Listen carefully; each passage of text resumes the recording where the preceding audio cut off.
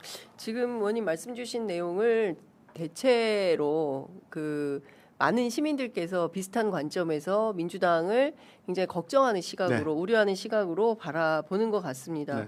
그 과거에는 그래도요 민주당이 의제 중심적으로 정책과 관련해서 서로 갈등을 했던 것 같습니다. 이를테면 뭐 금투세, 뭐 부동산 정책, 멋졌죠. 뭐 이렇게 그걸 가지고 이게 옳으냐 그르냐 논리적으로 진성준 대 이소영, 뭐 이렇게 뭐 논쟁을 삼선 재선 의원들이 멋있잖아요. 그렇죠. 근데 지난 지방선거에서 과연 우리 장윤선 대기자님 제가 여쭙고 싶은 지방선거의 그러한 전략적 소위 2030이라든지 지방이라든지 서울의 부동산 문제라든지 그리고 우리가 지금 이제 바뀌었죠. 시총이 바뀌었는데 하이닉스와 삼성전자의 그 어마어마한 초과 세수에 어떻게 쓸 것인지에 대한 국민적 과제 이러한 나이스한 논쟁이 민주당의 전략적인 제시가 있었냐? 없었죠. 사실은 솔직히 그건 인정해야 되잖아요. 예, 없잖아요. 예, 정책은 정부가 주도를 했어요. 그러니까 정부와 청와대가 주도하는 이 정책에 대해서 뭐 언론이 논쟁하고 뭐 이런 거였고 민주당은 사실 의제가 안 보였습니다. 근데 지금 이 순간에도 그래서 심지어 경향신문 한 논설위원은 쟁점을 알 수 없는 여권 갈등이라는 칼럼을 썼어요. 그러니까 제가 보기에는 민주당은 이런 적이 없었던 것 같아요. 뭐가 됐든 이를테면 노무현 정부 때 한미 FTA, 뭐 이라크 파병, 뭐 이런 걸 가지고 이제 진보 진영 안에서 노무현 전 대통령에 대해서 이건 옳지 않다 반대하고 비토하고 이랬던 뭐 시위도 하고 뭐 이랬던 역사가 있었죠. 근데 지금은 그런 것도 아닌데 도대체 왜 싸우냐? 뭐 때문에 싸우냐? 결국에는 서로 내가 권력을 쟁취하겠다. 그렇게밖에 볼 수가 없죠. 그밖에는 안 보여요. 조기에 대권 정말 4년 뒤에 벌어져야 될 대권 아직 경쟁 한참 남은 시간 그리고 2년차 이재명 정부의 성공이야말로 민주당의 승리, 다음 총선의 승리 그리고 더 나아가서 정권 창출의 가장 중요한 바로미터가 되는데 지난 지방선거에서 하루에 수십 개, 수백 개의 여론조사가 전국에서 난무하고 그것이 한 달 이상 기간 동안 많이 했잖아요. 그 여론조사의 태반은 국정 안정이냐 국정 견제냐 정부 견제냐라고 묻습니다. 그렇다면 솔직하게 민주당의 정청래 지도부는 개혁 대 견제냐 이렇게 그러면 슬로건을 걸던지 그것도 아니지 않습니까? 국민들은 듣기에 안정을 선택할 거냐 견제를 선택할 거냐고 듣습니다. 매일같이 여론조사를 통해서 그리고 그 여론조사 결과를 언론을 통해서 보게 됩니다. 그러면 당의 지도부는 그러면 이번 선거는 어떤 선거란 말이냐. 이재명 대통령이 잘 이끌고 있는 이 국정 과제를 보다 더 발전 승화시키는 안정론을 택해 주실 거냐 민생 개혁이라는 측면에서의 안정론을 택해 주실 거냐 아니면 택도 안 되는 내란 정부가 말 그대로 그 무리들이 반성조차도 제대로 하지 않는 이 사람들 야당의 소위 견제론을 택도 없이 믿고 그걸 찍어줄 거냐라는 선명한 대립구도로 가야 되는데 그러지 못한 면이 있다.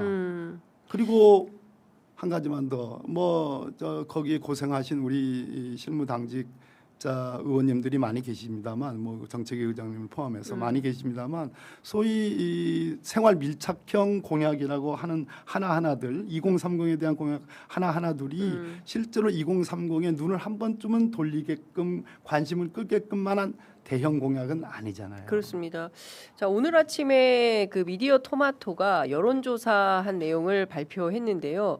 지금 바로 의원님께서 말씀하신 대로 연령대로 보면 2030 세대의 부정 평가가 60%로 높게 나타났습니다. 지역별로 보면 호남에서는 이재명 대통령의 국정 운영에 대한 긍정 평가가 높았지만 서울, 충청, 영남에서는 절반 이상이 이 대통령의 국정 운영에 대해 부정적으로 평가했고요. 중도층에서도 부정 평가가 절반을 넘었다라는 조사 결과가 나왔습니다. 역대 최저치의 지지율이 나왔는데요. 이재명 대통령 지지율이 44.8%로 집계가 됐습니다. 그리고 8.17 민주당 전당대회에서 당대표로 누가 가장 적합하냐 물었을 때 전체 응답자의 30.0%는 정청래 전 더불어민주당 대표를 지목했고요. 후순위로 김민석 총리가 25.5 그리고 송영길 의원이 14.2로 집계가 됐습니다. 반면 더불어민주당 지지층으로 좁혀서 질문을 던졌을 때 김민석 총리가 46.1%로 1위, 정청래 전 더불어민주당 대표가 26.5%로 2위, 그리고 송영길 의원이 18.8%로 3위였습니다.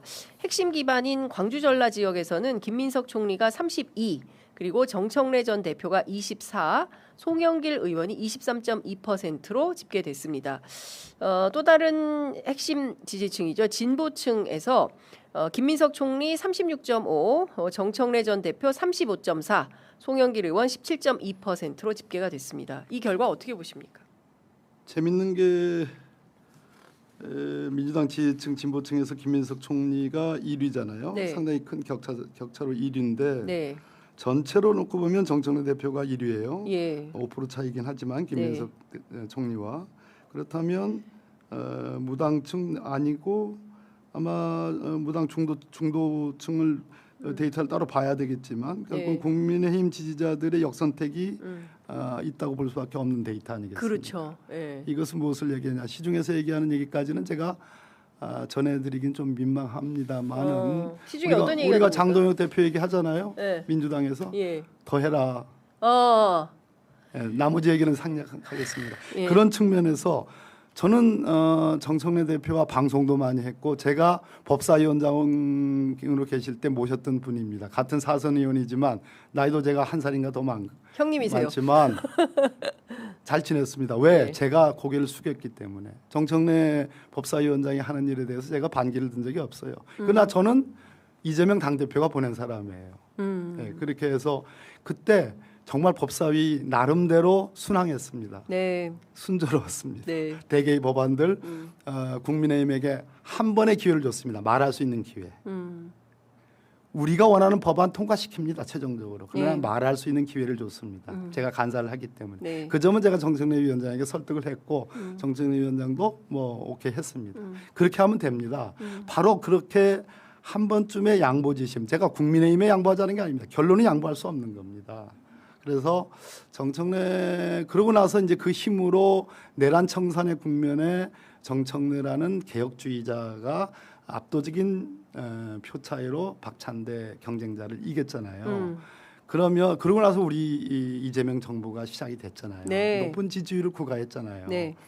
그리고 아직도 저는 지금 데이터 뉴스토마토 데이터를 우리 장윤선 기자님께서 말씀하시지만 아직도 우리 국민들 특히 중도 무당층에서 이재명 대통령이 내거는 소위 실용주의 정책 그리고 중도 확장 전략 그리고 포용성과 개방성 얘기하고 책임 윤리를 말씀하시는 것 그리고 더욱 중요한 것은 국가의 성장 전략의 대전환을 이루기 위한 대규모 국가 프로젝트를 곧 공개할 거라 하셨습니다. 이런 점에 대해서 즉 민생이란 측면에서 우리 국민들이 이재명 대통령의 능력에 기대하는 것은 여전하다. 그래서 우리가 이번 전당대회를 통해서 잘만 하면 다시 회복할 수 있고 얼마든지 높은 지지율을 구가하고 다음 총선, 다음 대선 다 이길 수 있다. 그런 측면에서 정청래 전 대표가 본인을 단련하고 뒤돌아보는 그러한 시간을 좀 가졌으면 좋겠다 하는 생각으로 제가 출마하지 말아줬으면 좋겠다라는 말씀을 드렸고 아직도 유효합니다. 그런데 출마하실 것 같은데요? 할 것 같습니다.